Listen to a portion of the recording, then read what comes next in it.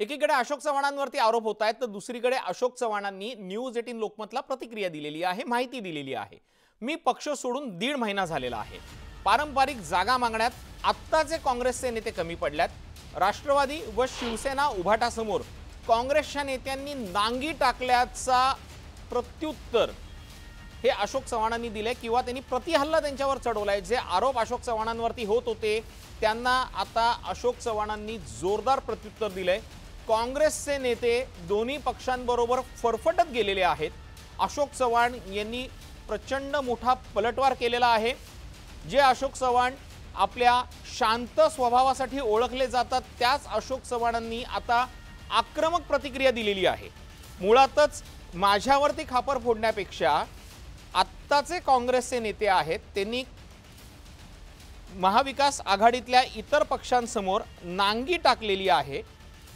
मी पक्ष 1.5 महिन्यापूर्वी सोडला होता, आत्ताचे नेते हे इतर पक्षांसोबत फरफटत गेलेले आहेत अशी प्रतिक्रिया त्यांनी दिलेली आहे।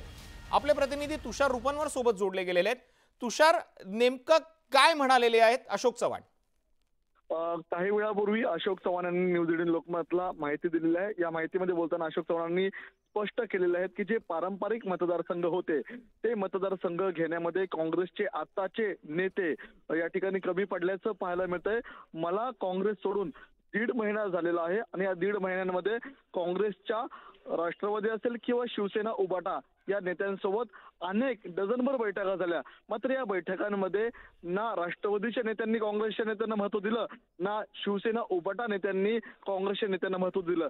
त्यामुळे ज्या पारंपरिक जागा होत्या त्या पारंपरिक जागा काँग्रेसला आपल्या पदरात पाडून घेण्यामध्ये अपयश आलेलं आहे आणि ते अपयशाचं खापर ते माझ्यावर फोडतात। माझा या घडामोडींशी कोणताही संबंध नाहीये। मी सध्या भाजपाचा प्रचार करतोय, मी दिल्लीमध्ये आहे आणि आमचे उमेदवार कसे जास्तीत जास्त मताधिक्याने निवडून येतील यासाठी आम्ही कॉन्सन्ट्रेशन करतोय। मात्र काँग्रेसचं ही पूर्वीचीच थेरी आहे, आपल्या अपयशाचं खापर हे सोडून गेलेल्या नेत्यांवर फोडायचं। त्यामुळेच आत्ताचे काँग्रेसचे नेते, आताचे काँग्रेसचे कमिटीचे प्रमुख मेंबर हे माझ्यावरती खापर फोडतात। अगदी खरं तुषार, तुम्ही सांगताय त्या पद्धतीने काही वेळापूर्वी आपण प्रशांत लीला रामदास यांच्याशी पण याच मुद्द्यावरती चर्चा करत होतो की अशोक चव्हाणांना टार्गेट केलं जातंय, अशोक चव्हाणांवरती खापर फोडलं जातंय का असा प्रश्न उपस्थित झाला होता। मात्र आता अशोक चव्हाणांनी थेट प्रतिक्रिया दिलेली आहे। आत्ताचे नेते कमी पडलेले आहेत, त्याचं खापर माझ्यावर फोडू नये असं अशोक चव्हाणांनी स्पष्ट केलेलं आहे।